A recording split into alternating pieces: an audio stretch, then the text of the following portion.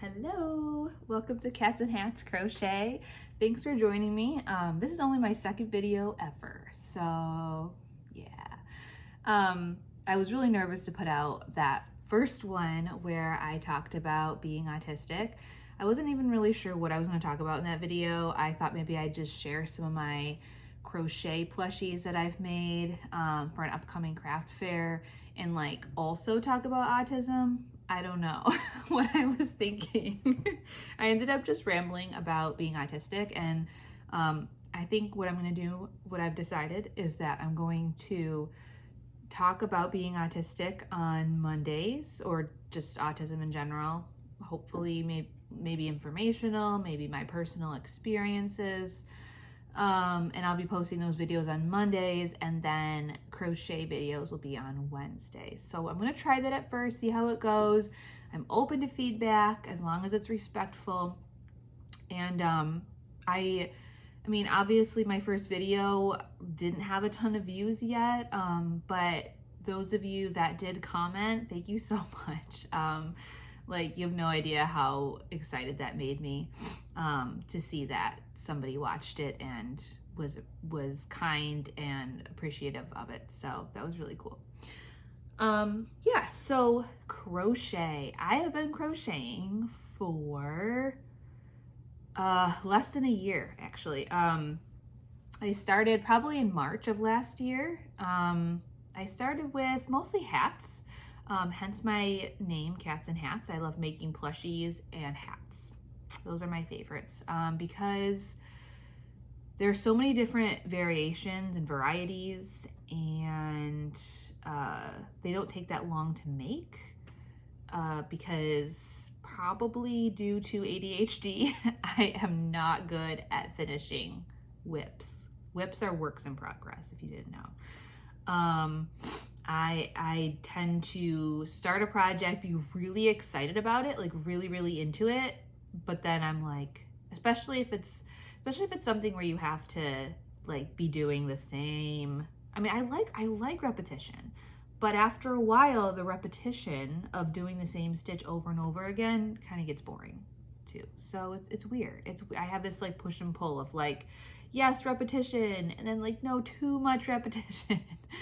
So last year I did a few craft fairs, which was completely out of my comfort zone, but for my job, I'm self-employed, and when I started that business, I did not craft fairs because it's not crafting, but it's a service that I provide to people, and I started out doing like service provider type fairs where people would come and like see what services are available in the community. So I was familiar with like having a booth, you know, and talking to people. I mean, honestly, having a booth and like talking to people as they come over is like probably one of the best social situations, at least for me. I don't know if all autistic people feel this way, but having a booth and like knowing your topic really well, and like kind of like having an obvious script, like as somebody comes over, hi, how are you? You know, and then you kind of let them look at stuff, and you're like, let me know if you have any questions, you know, and they might be like, oh wow, this is so soft, and you're like, oh yeah. So well, that's with crochet, but I mean, it's just nice to have like a script as people come over, and it's pretty much the same thing over and over. A lot of people say the same types of things over and over, so it's very predictable, and I really like that. So so my next craft fair coming up is February 3rd. Yeah, February. I'm like, what month are we in? I don't know. And I'll show you some of the things I've made. My last craft fairs that I did last year, I kind of made the same types of animals, and then I had my hats. So I kind of like had my hats like spread out with the different sizes, and then I had my stuffed animals. Well, the stuffed animals seem to draw a lot more attention, so I've definitely ramped that up for the next craft fairs. I'm gonna try to like make the hats area smaller, and then I'm gonna have more plushies. So, and also, like I said, I kind of had the same types of plushies last time. Like I made chickens. These are the Mabel chickens. If you're into crochet plushies, you know exactly what I'm talking about, the Mabel chickens. These are not fully finished, obviously, but this gives you an idea of what they look like, I guess, like picture a head on there. So I had those. I had some cats, because I got to keep with the theme, cats and hats. What else did I have? I don't know. Oh, I had Mushie Pops. Also, if you're into crochet plushies, you probably know what Mushie Pops are. Here they are. So I made some of those again. I probably will make more. They go like this. They like pop. So they're perfect. I found them by looking for fidgets. So they're perfect little fidgets. And they're a small, you know, ticket item. So I like to have a range of like cheaper things, medium, and some larger things. So I made some Mushie Pops again, but a lot of these things are new. Let's see. I don't know. I don't really have any like order of things. Okay, how about these guys next? So I went ahead and made from a pattern, like it was like a bunch of patterns in like one purchase on Etsy. I believe it's Green Frog Crochet is the maker, and they're all little farm animals, really, really cute. I think the sheep is my favorite. I really like how it turned out with the fluffy head. It's so cute. And then there's a dog. So this time around, I haven't really made like a lot of the same, like a lot of one thing or a lot of like 3 different things. I've made a lot of like completely like just a variety of things. I don't know if that's a good idea for branding, probably not, but it's kind of like how it's turned out. So there's also the little pig that I made.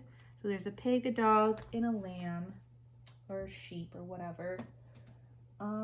I think that's it from that pattern. Well, kind of.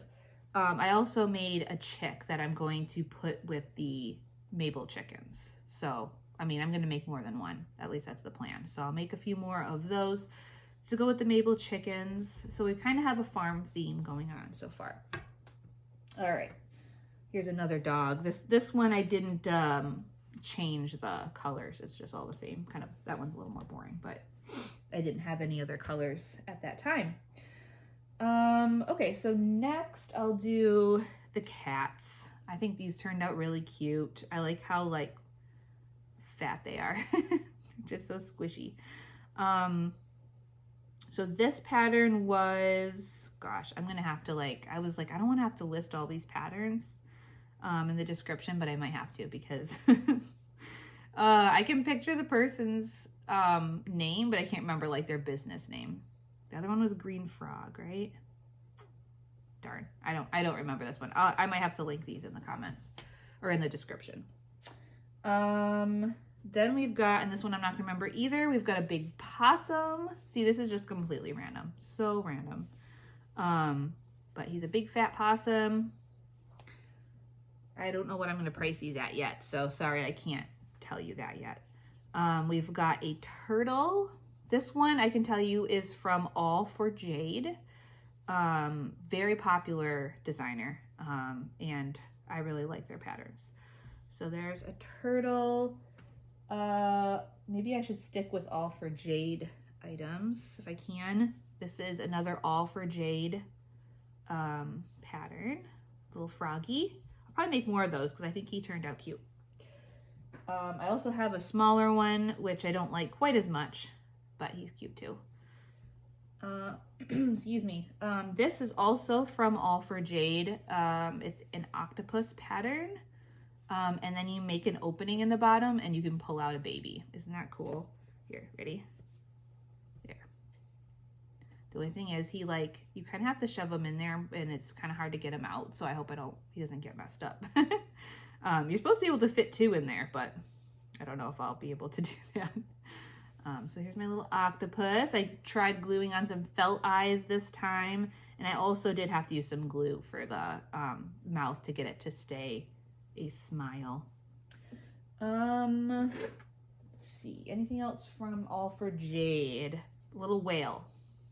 Probably make more of these. I've been making these, but my kids have been stealing them, so I need to make more. Here's another frog. Sorry, I probably should be like keeping the same animals in the same like spot, but like to say all this, like here are all the frogs here. This frog was just my own pattern. I just like kind of freehanded him. So this is the All for Jade one, and this is the one that I freehanded. So he's like sitting down. So I might have to, I don't know, I might have to try to write up that pattern sometime. What else do we have? We have this. I know this was a free pattern. I know it looks like a pig, but it's a cat. It was a free pattern. I want to say it was like Stitches by Faye or something like that. F-A-Y. What else? Here is a bunny that is my own pattern. Once again, I've made various versions of this pattern. So I need to like solidify that and write it up. I have not published any patterns yet. I have one pattern written up, but I did that for somebody specific, and it is actually a Peppa Pig pattern, and I'm nervous to put it up on Etsy because I don't want to get in trouble for like licensing copyright stuff. So a jellyfish, which is again my own pattern, just because like it's pretty. Once you start doing plushies, something like this is like, you know, not too hard. So I just kind of freehanded that. I should write it up though, because that way I can at least like make sure, like if I had sizes, that would just look more uniform, you know, if I have like all the same size for jellyfish. So I'll probably be making a lot of these. I need to probably stop trying new patterns and just like make more of one thing, because it's going to be too confusing to know like what people prefer to buy if I only have like one of everything. You know, it's not going to tell me anything about what my customers prefer. So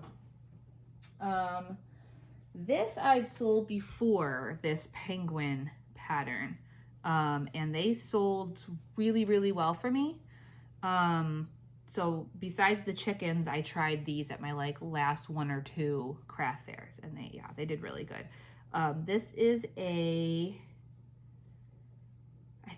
want to say it's the same maker, the same designer as the Mabel chicken, but I'm not sure. It's Cozy Stitches, something like that. Another really popular one in the plushie world.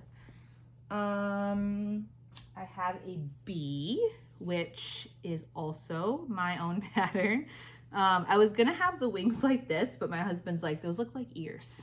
And I was like, oh yeah. So he's like, go like this, you know, and it looks more like wings. And I'm like, oh yeah. So I haven't really seen any designers do that. So I kind of thought that was cool. Thought that was a good idea. And I tried to embroider little eyelashes, which they don't match exactly, but I still think he turned out cute. I should try to make another one of him, maybe like a smaller one. That might be cute. Okay, here's some bunnies. I thought maybe I should probably make more bunnies since Easter is coming. And then, so these are the same designer as the Mabel chicken pattern, which I'm totally, Cables and Canvas? That might be the mushroom. The mushy pops. Yeah, I cannot remember. I will link below. I will link all the designers below. So these are little bunnies, a big one and a little one. I have like a pile here. Oh, I have a baby penguin. I had a request for that last time. So I had somebody custom order one for Christmas. So it's I basically just freehanded, but like followed the pattern with less stitches.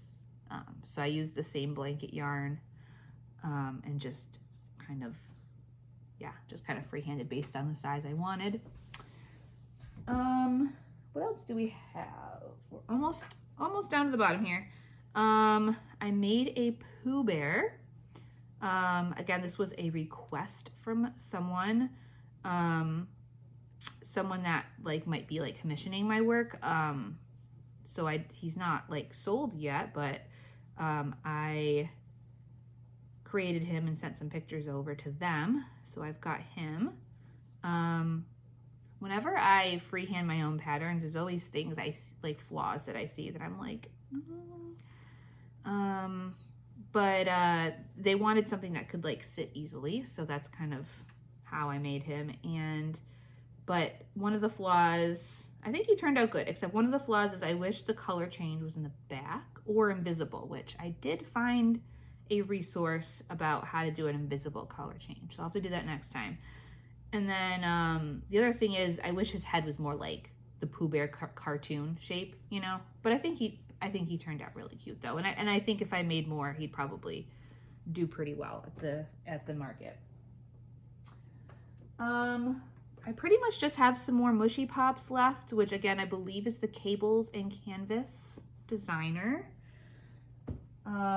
This is the hamster that I freehanded a while ago. So I don't even remember how what I did, and didn't write it down, just kind of freehanded him and never recorded anything about it. So I might just bring him and see if he sells. But yeah, that's pretty much it. I do have this little sea turtle. So he's kind of like my other turtle, except a sea turtle. Definitely don't remember the designer for this one.